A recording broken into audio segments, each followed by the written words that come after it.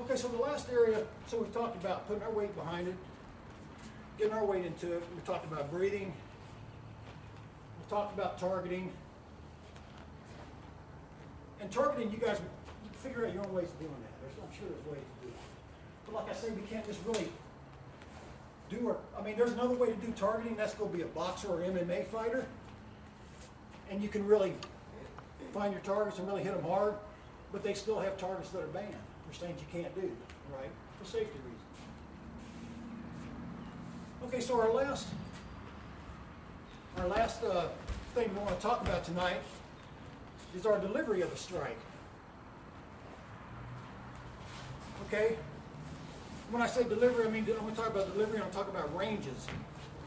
I've got a good strike here, right? Pretty nice little strike. What good is it going to do me out here? Okay, right? I've got a nice strike, but I'm not in the right range. Now, we've got different ranges. We've got, out here you got your projectile range, anywhere from like a missile, sniper rifle, bow and arrow, rock. Then you come into your unarmed ranges, or your closer ranges rather. Got your leg range, your kicking range. You got your arms, your hand striking range. Come in closer, you got your elbow and knee range. And in here, we're going to go with our hips and our shoulders. Have you ever heard this kind of a kung fu thing where they hook up the hands and the feet, the knees and the elbows, the shoulders and hips?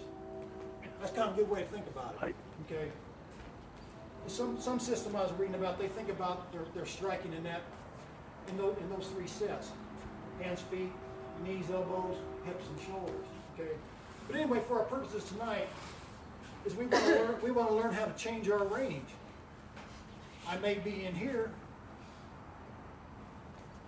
like this. Let's just grapple this a little bit. It's kind of like that, right?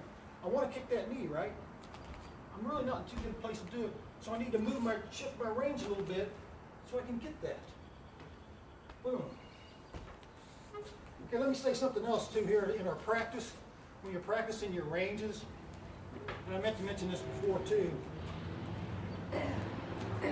If I'm practicing a Kiso Kumite or some kind of a form or whatever, and I'm doing a practice punch on here and I stop right like this is false practice. Okay?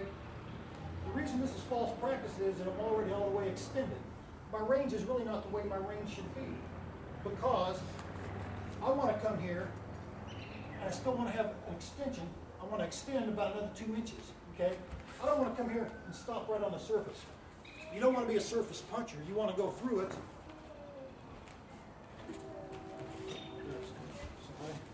You want to go through it. What they used to tell me when I first started out doing it, they said, have your punch go through the target 2, 3, 4 inches.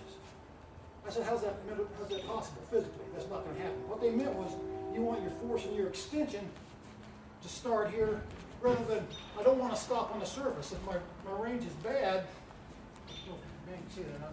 My range is bad, I want to stop right on the surface here. You know, I need to bring it in a little bit. When I'm right here, I still want a little bit of extension. I want to go all the way through it. Like that. So as you strike, where's Zach? I want to give him a hard time. He's good at going through the surface. He hit me real hard in the neck a while back. Okay? But when I strike here, I want my force to go through about halfway through that target. I used to say here, almost to the spinal column. Okay? So my force is going to go all the way through there. So my range, I don't want to practice my range where I stop here or here. I actually want to stop right here. So I want to extend through there. Take a step, don't step. So basically what I want to talk about here from here on out for just a second is footwork. Okay? Some of these things we were doing tonight, in order to get the right range, I'm going to have to be able to move my feet to get there. Okay? I either want to come out so I can kick, or I want to move in so I can punch, grapple, whatever I want to do. There's all sorts of footwork things we can do, but I just want to show you a couple of basics here. The two basic things we can do is we can either step or we can shuffle or shift. I prefer the word shuffle. Some people say shift. A step is like this. The characteristic of a step is the back foot goes in front of the other foot. The direction you want to go, back foot goes. This is a step, right? This is just walking down the street step, you know. Martial arts step, I'm going to change a little bit. I'm going to drop my weight a little bit. My hand's going to be up here. I'm going to step like this. But I'm still stepping. When I step backwards, whenever you move backwards, you want to lower your butt, right? Whenever you move backwards, if you don't, your balance is going to be completely off. I learned that by watching linebackers, right? That's what they do. Okay, but anyway, in the martial arts when I step, it's still the same thing. This is coming over here when I'm in front, but my weight's down a little bit, right?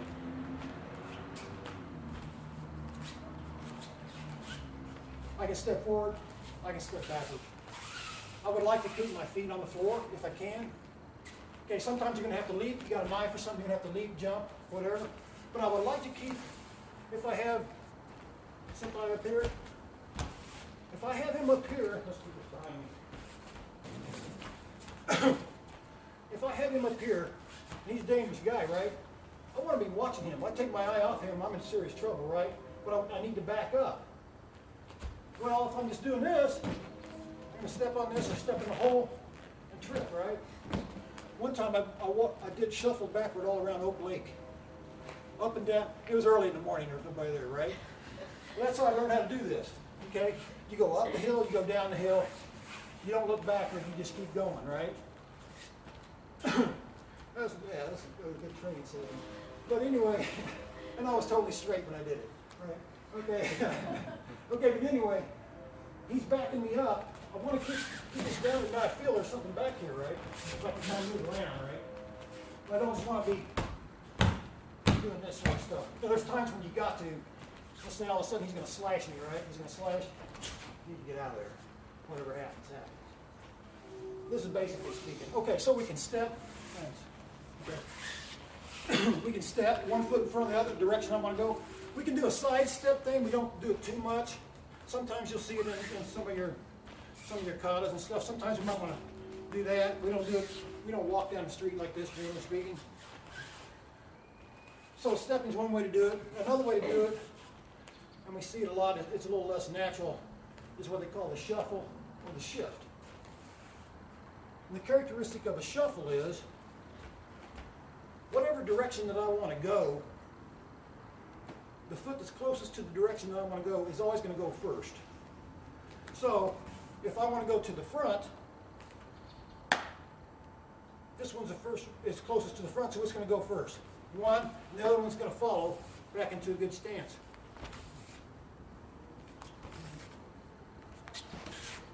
Same thing, if I want to go back, this one's my back one, this one's closest to the direction I want to go, it's going to go first. My back shuffle's not real great. Same thing, I want to go to the right side, regardless if this is in back or if this is in front. If I want to go to the right side, this one's going to go first. Same thing, if I want to go to the left, go like this. So, we have all the 8 directions, right? Everybody knows about the 8 directions. You want to be able to do all this in all the 8 directions. 1. Okay, now I'm going to shuffle. 1. Shuffle over just a bit. Right there. Okay. First thing you want to block is coming in. I'm blocking. I'm shuffling. Bam. Simple drill, but a good one. I'm getting out of the way. He's coming. 1. Bam. Boom. Whatever. It's a little side shuffle. Nice little shuffle. One more time.